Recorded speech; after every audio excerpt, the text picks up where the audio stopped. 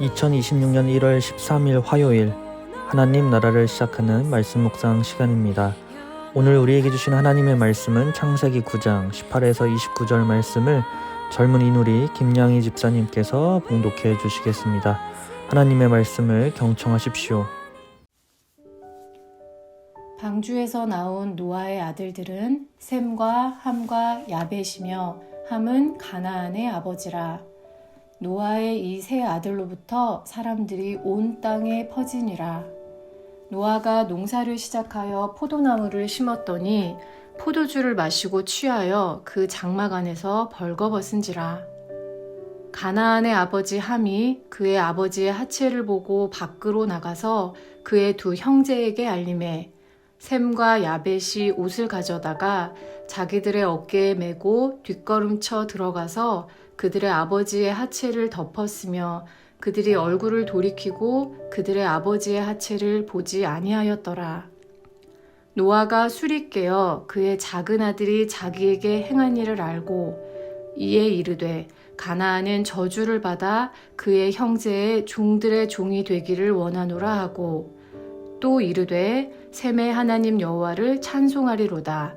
가나안은 셈의 종이 되고 하나님이 야벳을 창대하게 하사 셈의 장막에 거하게 하시고 가나안은 그의 종이 되게 하시기를 원하노라 하였더라.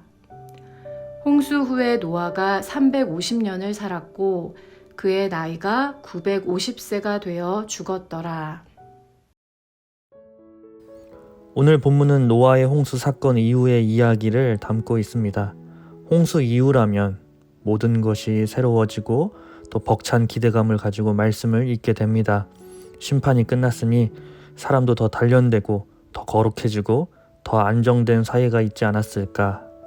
그러나 성경은 홍수 다음에 가장 먼저 보여준 장면은 찬양도 아니고 감사도 아니고 취함, 벌거벗음, 수치, 그리고 가정의 균열이었습니다.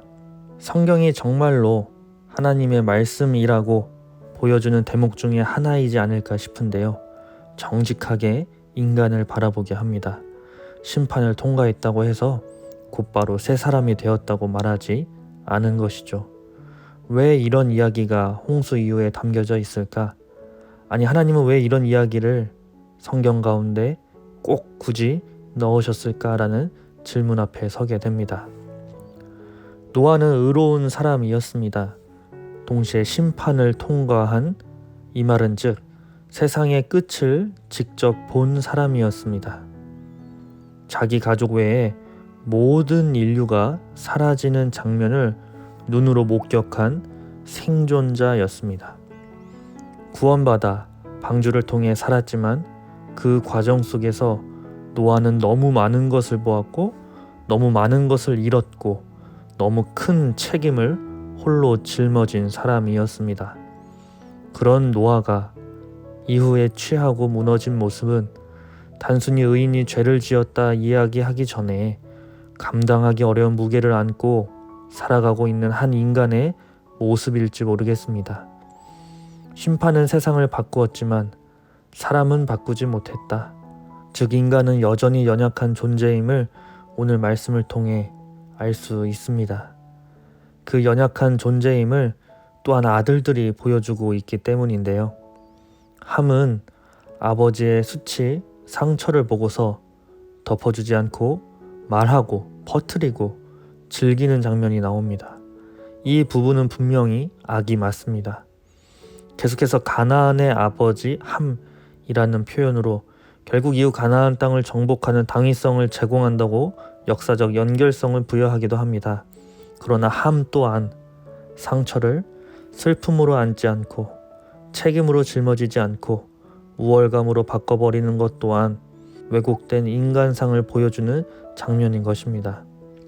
결국 이 노아, 함, 또 셈과 야벳 이야기는 이 가정이 심판을 지나면서 얼마나 많은 상처를 받았는지 상처투성이인지를 보여주고 있습니다.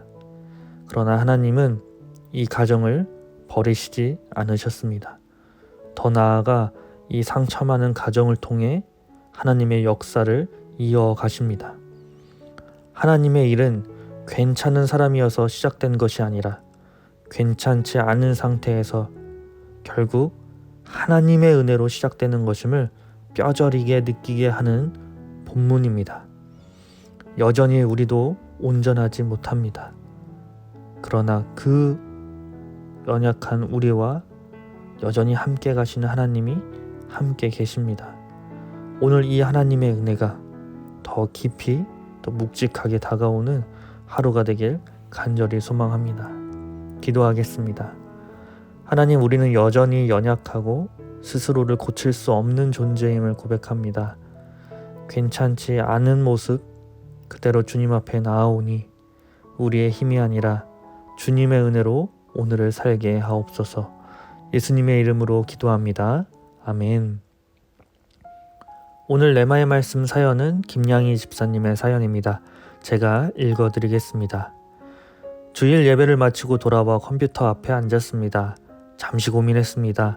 일을 먼저 할까? 레마의 말씀 사연을 먼저 쓸까? 일단 레마의 말씀을 먼저 쓰기로 했습니다. 레마의 말씀에는 인생 설교 얘기를 해도 된다고 하는데 우리 교회 목사님들 이야기를 빼놓을 수 없을 것 같습니다. 마치 어벤져스 같다고 할까요? 한 분 한 분 각각의 무기와 각각의 색으로 늘 탁월한 설교를 해주시니 감사드립니다. 다 열거할 수 없지만 가장 최근 2026년 새해를 열었던 박상윤 목사님의 영과 진리로 예배한다는 것에 대한 주일 설교는 다 듣고 나서 목사님 오늘 찢었다 싶었습니다. 올해부터 더 칼을 가신 건가 싶을 만큼요. 방금 듣고 온 주일 설교에는 세금에 대한 이야기를 해주셨는데 까칠한 저의 남편조차 엄지척을 하더라고요. 조금 얘기하기 어려우셨을 수도 있는데 만나 식탁 헌금에 대한 설명도 감사했습니다. 교회 예산 9억 중 1억이 식비로 쓰인다니 저희 집은 앞으로 헌금은 만나 식탁 헌금으로만 하리라 마음 먹었습니다. 오늘 설교를 통해 저희 집도 우리가 다니는 교회 재정에 대한 작은 책임이 있음을 기억하는 시간이 됐습니다. 이야기가 다른 곳으로 많이 새긴 했지만 저는 말씀 듣기를 참 좋아합니다. 엄청 특별한 행위라기보다는 잠자기 전이나 차 안에서나 계속 설교를 틀어놓습니다. 말씀을 듣는 이유는 하나님의 뜻이 늘 궁금하기 때문입니다. 연인이 그렇듯 제가 좋아하고 사랑하는 그분이 대체 어떤 생각을 하실까? 어떤 마음일까? 저는 성경을 깊이 연구하고 공부한 적이 없기에 많이 배우신 목사님들께 귀를 기울입니다. 늘 세상 쫓아가기 바쁜 저에게 말씀이 없다면 욕망의 화신이 되었을 것입니다. 몇 년 전 이사를 가려고 집을 팔았을 때 저희 집은 시세보다 5천만 원 싸게 집을 판 적이 있었습니다. 제가 계약을 후회하면서 5천만 원이면 카니발을 살 수 있었어 라고 하면서 발을 동동 굴렀을 때 남편이 그런 말을 하더라고요. 그건 아주 천박한 생각이라고요. 정신이 번쩍 드는 말이었습니다. 심지어 저보다 교회도 열심히 다니지 않는 남편에게 한 방 먹은 기분이랄까요?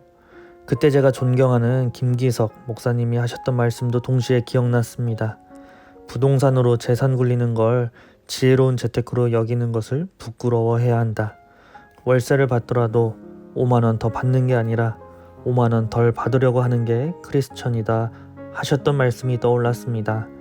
말씀은 세상에 젖어서 그것이 악인지조차 의식하지 못할 때 저를 깨워줍니다. 성경 중에서도 저의 인생 구절을 꼽자면 마태복음 27장 46절입니다. 제9시쯤에 예수께서 크게 소리질러 이르시되 엘리 엘리 라마 사막다니 하시니 이는 곧 나의 하나님 나의 하나님 어찌하여 나를 버리셨나이까 하는 뜻이라. 제가 가장 사랑하는 말씀도 또 저를 가장 가슴 아프게 하는 말씀도 또 저를 가장 겸손하게 만드는 말씀도 또 저를 가장 강하게 하는 말씀도 나의 하나님 나의 하나님 어찌하여 나를 버리셨나이까 하는 이 말씀입니다.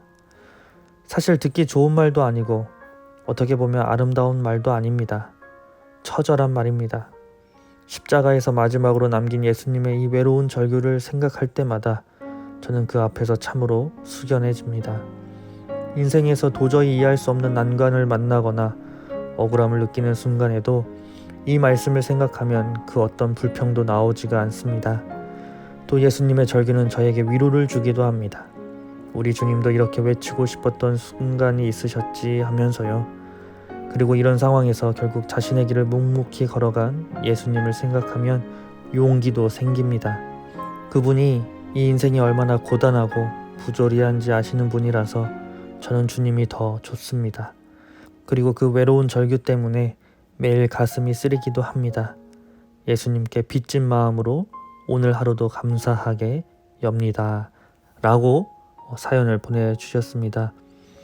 집사님의 레마의 말씀 사연을 들으면서 신앙이란 것이 많이 아는 것이 아니라 이렇게 삶을 말씀 앞에 계속 세워보려는 태도라는 걸 다시 느끼게 됩니다. 예수님께 빚진 마음으로 하루를 여는 우신 가족들에게 집사님께서 추천해 주신 찬양 하나님께서 세상을 사랑하사 들려드리겠습니다. 하늘보다 높으신 주 사랑, 바다보다 넓으신 주 사랑, 나를 향한 그거 높으신 사랑, 되고 된 그 모든 것 내게서 멀리 거두셨네.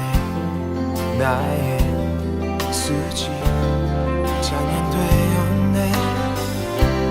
하늘보다 높으신 주 사랑, 바다보다 넓으신 주 사랑, 나를 향한 그거 높으신 사랑, 되고 된 그 모든 것 내게서 멀리 거두셨네. 나의 수지 찬양되었네.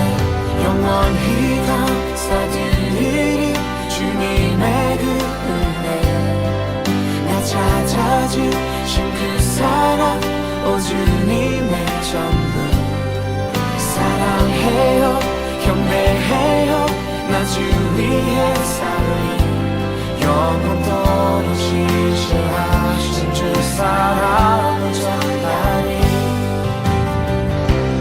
하늘보다 높으신 주 사랑, 바다보다 넓으신 주 사랑, 나를 향한 그거 높으신 사랑, 되고 된 그 모든 것 내게서 멀리 거두셨네. 나의 수지 찬양되었네.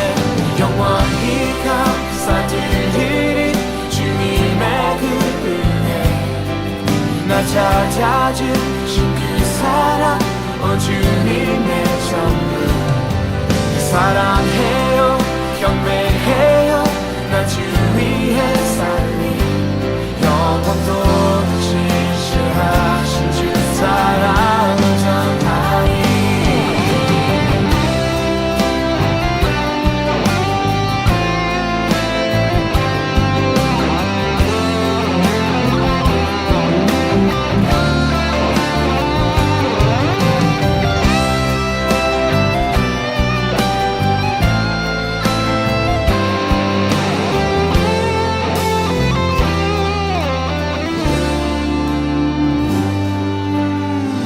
하나님께서 세상을 사랑하사 독생자를 주셨으니 믿는 자는 영생을 얻으리.